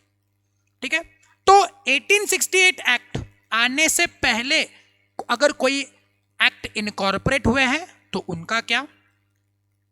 1868 वाला जो एक्ट आया 3rd of January को, उसके बाद 1887 का जो एक्ट आया that is on 14th of Jain, so 3rd of Jain 1868 से लेके 14th ऑफ जैन 1887 के अंदर इसके बीच में जितने भी एक्ट बने उनके लिए जनरल क्लॉजेस एक्ट 1897 की क्या एप्लीकेबिलिटी है, और after 14th of Jain 1887 general clauses act 1897 आया, ओके, जो भी एक्ट बने उसके लिए, और 1897 एक्ट कमेंस होने से पहले वो जो टाइम है उसके लिए जनरल क्लॉजेस एक्ट की क्या एप्लीकेबिलिटी है, और 1897 एक्ट आने के बाद क्या एप्लीकेबिलिटी है, वो हम लोग अभी यहाँ पे डिस्कस करेंगे।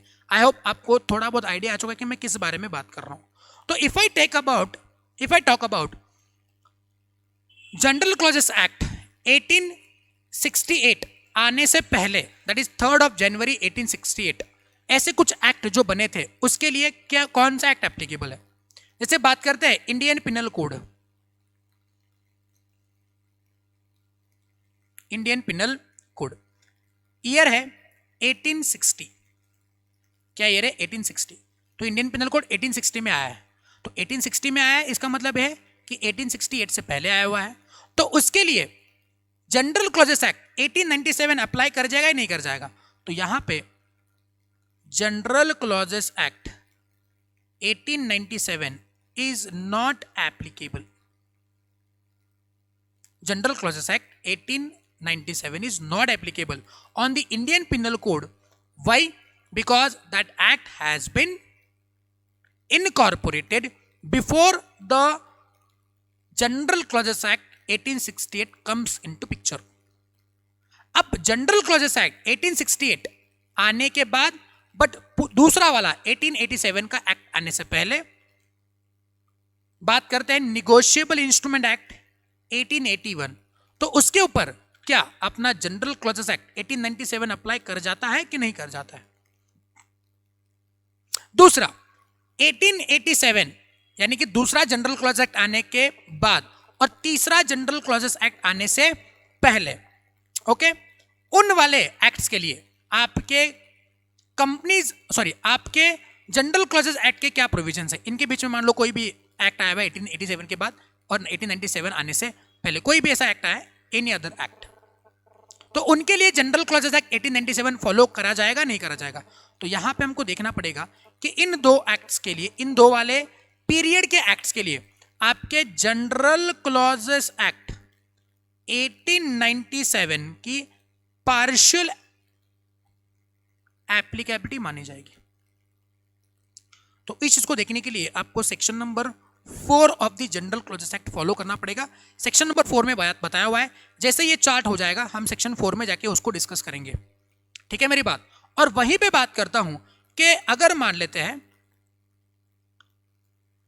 ऐसे कोई भी एक्ट जो 1897 जो आपका 3rd जनरल क्लॉजेस एक्ट है, अब तक वही फॉलो कर रहे हैं हम लोग, उसके बाद अगर कोई एक्ट बना है, जैसे अभी कंपनीज एक्ट 2013 बना है, तो उसके ऊपर क्या आपका जनरल क्लॉजेस एक्ट 1897 लागू होता है।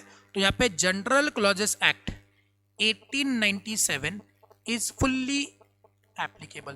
तो आज इस एक्ट को इंटरप्रेट करने के लिए general clauses act fully apply कर जाता है। गेटिंग माय पॉइंट, समझे। लेकिन यहां पर भी जो एक्ट जनरल क्लॉज एक्ट 1897 आया है उसको भी मैं थोड़ा और फर्दर उसको मैं डिवाइड कर सकता हूं, if you see, and few students might have got this correctly before 26th Jan 1950 and यहां पे on or after 26th of Jan 1950, okay. तो इसके लिए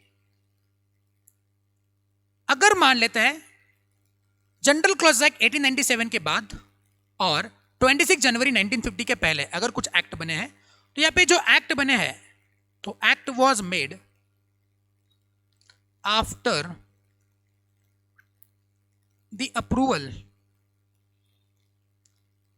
in the Constituent Assembly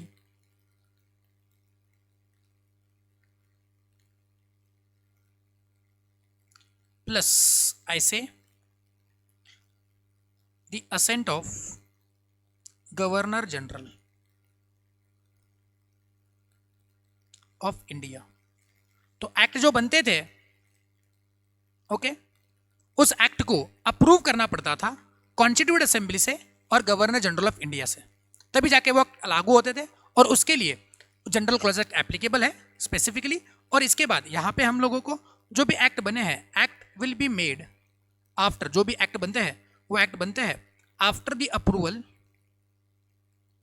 of parliament, and yes you have guessed it correctly, that with the assent of president. तो तब वो जाके act बनते हैं, तो उनको हम लोग सेंट्रल गवर्नमेंट बोलते हैं ऐसे, ठीक है। तो ये पार्लियामेंट जो है आपके लिए सेंट्रल गवर्नमेंट है, प्रेसिडेंट आपके लिए सेंट्रल गवर्नमेंट है। तो ये वाली बातें मैंने एडिशनल यहाँ पे लिख दी है। बाकी if you only think about the applicability, तो जो भी एक्ट 1897 के बाद बने हुए हैं उसके लिए पूरा जनरल क्लॉजेस एक्ट 1897 एप्लीकेबल है, ठीक है। नाउ इस चीज को हम लोग कॉपी जरूर करेंगे, लेकिन उसके पहले जैसे मैंने आपको बताया था कि सेक्शन नंबर 4 की एप्लीकेबिलिटी देखने के बाद ही हम लोग इस चार्ट को कॉपी डाउन कर लेंगे, ठीक है। चलो तो देखते हैं section number 4 general clauses act का क्या आता है। तो डेफिनेशन खत्म होने के बाद आपका सेक्शन नंबर 4 आएगा। Yes, so applicability of the foregoing definitions to the previous enactment. तो जो डेफिनेशन हम लोग देख रहे हैं सेक्शन नंबर 3 के अंदर, जो डेफिनेशन देख रहे हैं वो डेफिनेशंस प्रीवियस एनैक्टमेंट पे, बिकॉज 1897 के बाद जो भी आता है उसको तो फुल्ली एप्लीकेबल है, लेकिन 1897 के पहले जो बने थे उसके लिए, जो 1868 में 1887 में बने थे, उनके लिए कौन कौन से प्रोविजंस एप्लीकेबल है, बिकॉज पार्शियली वहां पे एप्लीकेबल है। 1868 के पहले बने हुए तो एप्लीकेबल है ही नहीं, लेकिन 1868 के बाद 1897 का एक्ट आने तक जितने भी पार्ट में आपके एक्ट बने हुए हैं, जो मैं इसकी बात कर रहा हूँ, इसके लिए जो पार्शियल एप्लीकेबिलिटी है, वो पार्शियल एप्लीकेबिलिटी कैसी है, वो वाली बातें हम लोग यहाँ पे डिस्कस करेंगे, ठीक है। सेकेंड उसको कर देता। चलो, so there are certain definitions under section 3 of the General Clauses Act 1897 which would also apply to this act and regulations made prior to 1897, that is on the previous enactment of section of 68 and 87. The provision is divided into two parts: application of the term and expressions to all central acts made after 3rd of January 1868, that is first आपका जो GCA बना, first GCA Act, उसके बाद and to all regulations made on or after 14th of Jan 1897, that is आपका second GCA Act, unless there is anything repugnant in this subject or context. तो first GCA और second GCA आने के बाद और third GCA आने से पहले जो भी एक्ट बने थे उसके लिए कौन कौन से प्रोविजन एप्लीकेबल है। तो एफिडेविट, ये वाला प्रोविजन, ये वाला डेफिनेशन अप्लाई कर जाएगा। Immovable property, imprisonment, month, movable property, oath, person, section and year. तो 1, 2, 3, 4, 5, 6, 7, 8 और 9, only 9 definitions of the all बस उन एक्ट के लिए एप्लीकेबल हो जाएगी। And application of the term expression to the all central acts and regulation made on or after 14th of January 1887, that is आपका second GCA act and before third GCA, उसके लिए commencement, financial year, offence, registered, schedule, subsection and writing. तो 1, 2, 3, 4, 5, 6 और 7 ही definition वहां पे apply करेगी। और 1897 के बाद जितने भी डेफिनेशन आपको बताए हैं वो सारे अप्लाई कर जाएंगे। तो ये रहा सेक्शन नंबर 4 आपके सामने कि पार्शियल एप्लीकेबिलिटी जो बात करते हैं, तो यहाँ पे 9 + 7 इस प्रकार की एप्लीकेबिलिटी आपको देखने को मिल सकती है। आई बात समझ में? तो सारे डेफिनेशन आप अप्लाई नहीं करेंगे, पार्शियल एप्लीकेबल है। आई गेस आपको ये पॉइंट क्लियर है और एप्लीकेबल का सेक्शन नंबर 4 भी आपको क्लियर है। तो एक काम करेंगे, अभी ये चार्ट जो है वो अभी कॉपी पेस्ट करेंगे। कम ऑन फास्ट।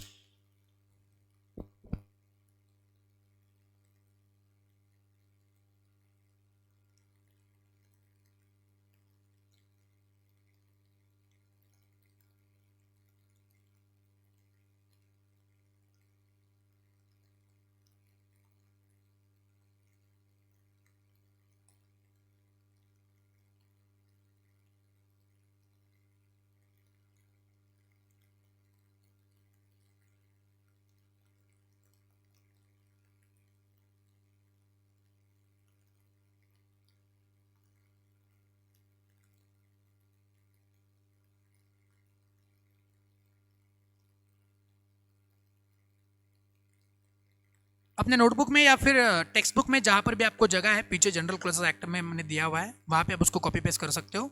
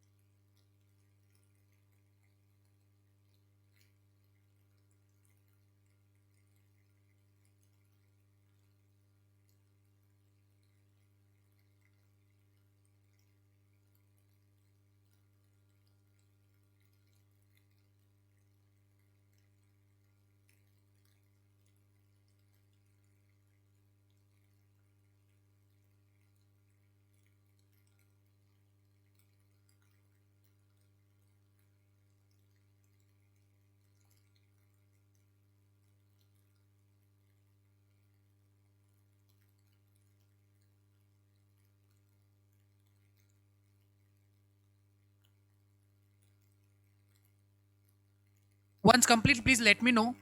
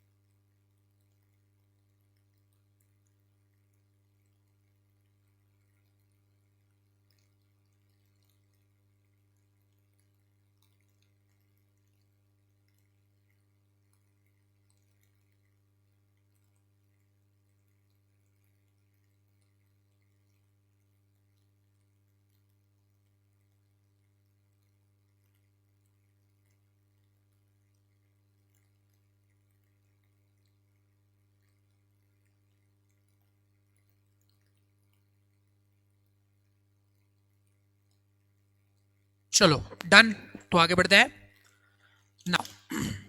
अब सेंटर गवर्नमेंट की बात हमने कर दी, तो वापस आते हैं अपने डेफिनेशन वाले पार्ट में।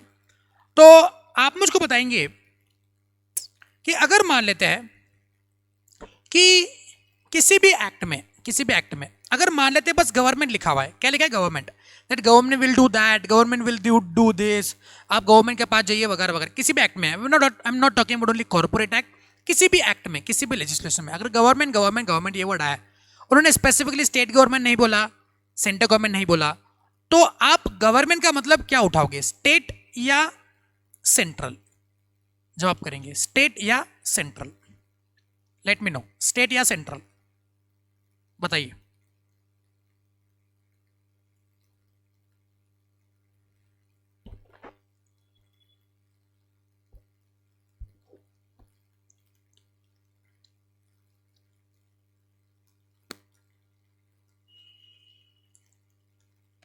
I'm waiting for your answers, boys and girls.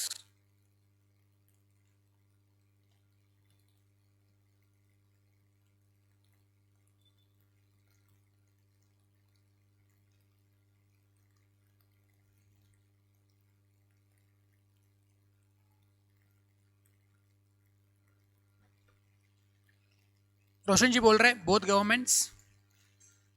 Yes, तो बिल्कुल सही जवाब है। सेक्शन 3 क्लॉज 23 ये बता रहा है गवर्नमेंट और the government shall include both central and state government. जी हाँ, आपका आंसर बिल्कुल सही है।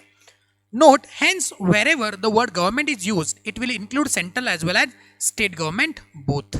ठीक है, और नीचे और एक नोट आ रही है, उसको भी पढ़ेंगे।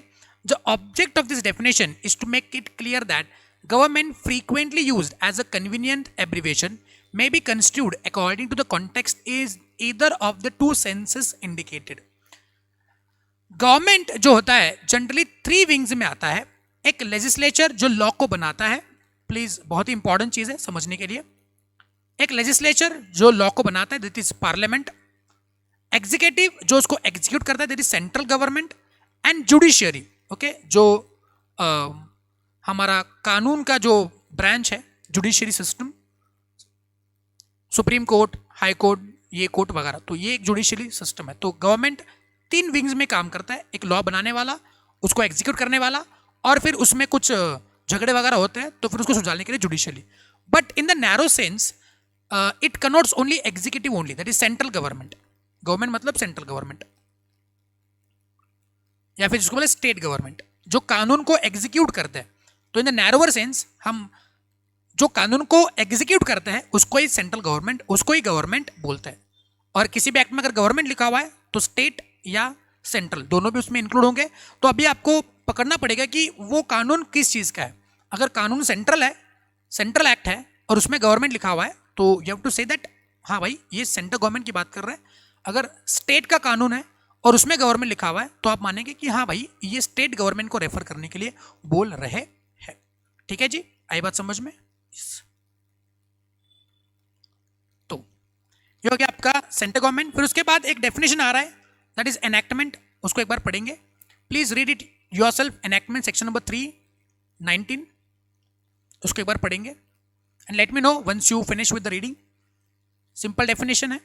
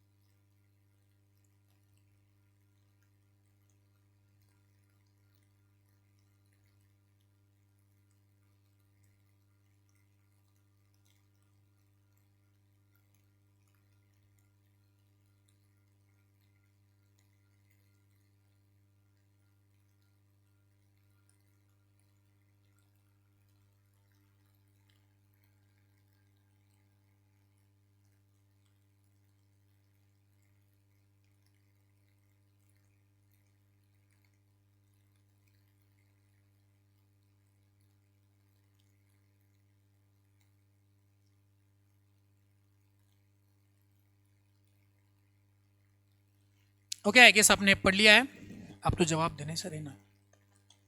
यस, नाउ आगे बढ़ते हैं। नेक्स्ट आपका जो डेफिनेशन है वो आएगा कमेंसमेंट के बारे में। तो हम लोग एक्ट पढ़ रहे हैं, बहुत सारे एनैक्टमेंट्स की बात करेंगे। तो what is commencement of this act, कि कौन सा एक्ट कौन से दिन से लागू हो जाएगा। जैसे बात करते हैं companies act, companies act 2013। Okay, companies act 2013। तो ये जो एक्ट है वो हम सब लोगों को पता है कि 2013 में आया है, लेकिन इस एक्ट के रिलेटेड बहुत सारी डेट्स हैं। पहला डेट तो आपका हो जाएगा, that is date of passing in parliament. Parliament यानी कि अगेन हम लोग बात कर रहे हैं अगेन लोकसभा राज्यसभा की। ओके, लोकसभा राज्यसभा। फिर उसके बाद फिर से दूसरा डेट आ जाएगा, that is assent of president. तो प्रेसिडेंट जी उसको असेंट करेंगे, प्रेसिडेंट जी के पास उसको भेजा जाएगा for the purpose of approval. फिर नेक्स्ट डेट आपका आ सकता है, that is publication in the official gazette. और एक डेट आ सकता है, that is date of enforcement, date of enforcement.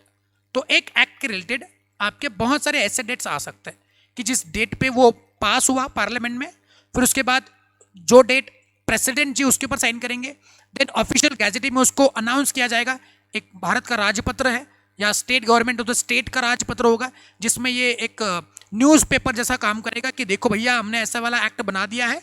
Okay, और फिर एक डेट आ सकता है, डेट ऑफ एनफोर्समेंट। तो इनमें से कौन से डेट पे ये माना जाएगा कि हमारा कानून हमारे ऊपर इंडिया के लोगों ने उसको फॉलो करना है। कंपनीज एक्ट के रिलेटेड ये सारे डेट्स मौजूद है। तो हमको ये देखना है कि भैया इसमें से ये डेट पे माना जाएगा कि वो कानून उस दिन से लागू हो चुका है, बिकॉज वो डिफरेंट डेट है। क्या प्रेसिडेंट जी ने साइन किया उस डेट पे माना जाएगा, या ऑफिशियल गैजेटिंग में पब्लिश हुआ उस दिन से हमारे ऊपर कंपनीज एक्ट लागू हो गया, या उस डेट पे जो एनफोर्समेंट का डेट है उस दिन से माना जाएगा कि वो एक्ट हमारे ऊपर अप्लाई कर जाएगा। तो एक काम करते हैं, इन डेट्स को पहले समझ लेते हैं। कंपनीज एक्ट, विकीपीडिया से पूछते हैं कि भैया विकीपीडिया बता दो कि कंपनीज एक्ट के बारे में क्या क्या प्रावधान, क्या क्या प्रोविजंस, कौन कौन से डेट्स हमारे पास मौजूद हैं।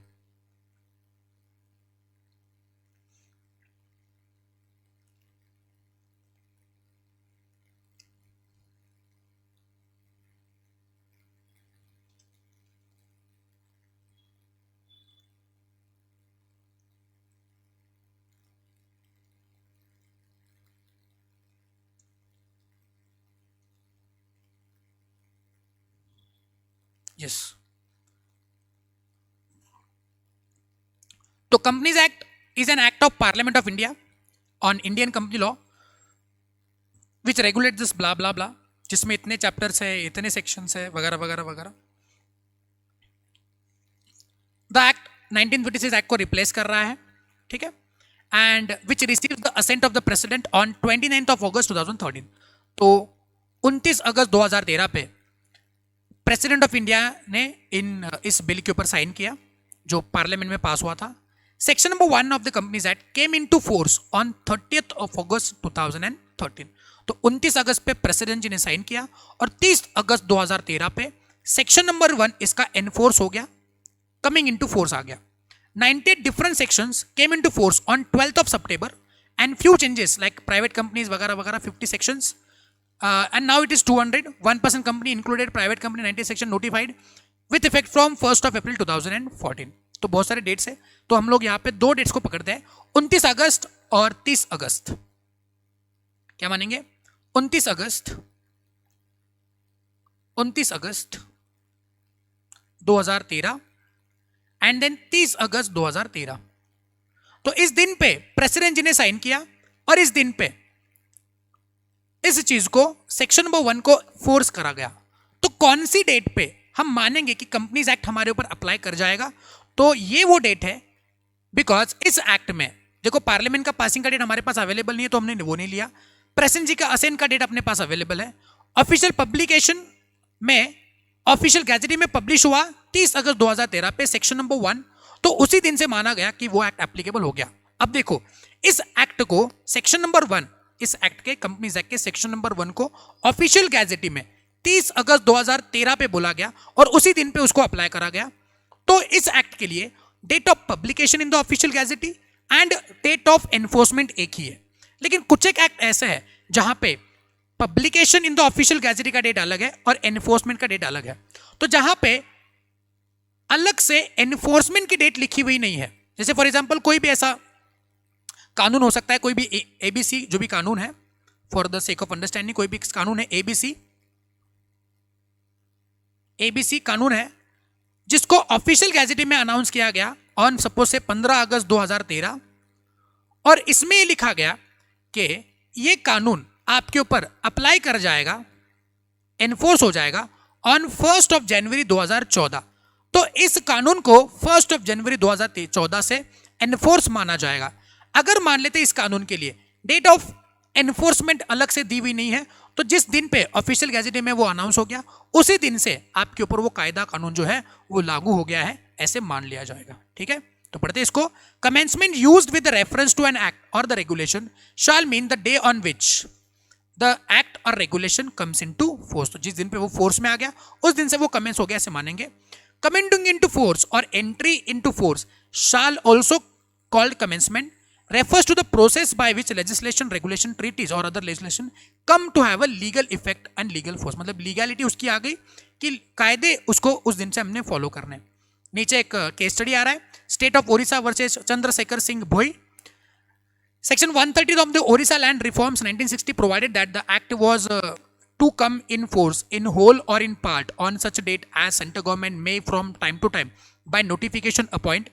Chapter number 4 of this act was not notified by the government of as of date.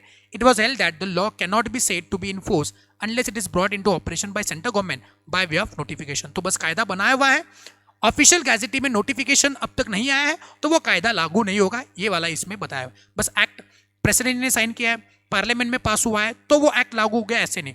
उसको ऑफिशियल गैजेटी में अनाउंस भी करना पड़ता है, नोटिफाई करना पड़ता है और उसमें कोई और डेट भी बोल सकते हैं। आई बात समझ में? तो ये है आपका क्या बोलो कमेंसमेंट वाला प्रोविजन। ओके, आई गेस आपको ये सारी बातें क्लियर है। Any doubt so far? Please let me know. Any doubt so far? Any doubt so far? I guess there should not be. तो जाते जाते एक दो छोटे छोटे डेफिनेशन डिस्कस करते हैं, फिर जो और इंपॉर्टेंट डेफिनेशन है वो हम लोग कल के लेक्चर में डिस्कस करेंगे। पहला डेफिनेशन है फादर। तो व्हाट इज माय फादर? किसी भी एक्ट में फादर फादर फादर ऐसा वर्ड लिखा हुआ है, तो फादर का मतलब क्या है?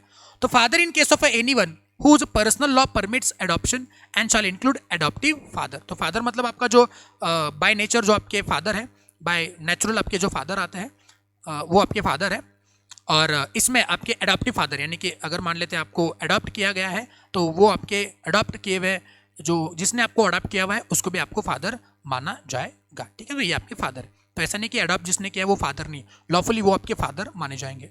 नेक्स्ट वन है फाइनेंशियल ईयर का डेफिनेशन। आपको वैसे ही पता है कि 1 अप्रैल से शुरू होता है और 31 मार्च में खत्म होता है। तो देखते हैं, financial year means the year commencing on the first day of the April. Note the term year has been defined under section 366 of as a year reckon according to the British calendar year.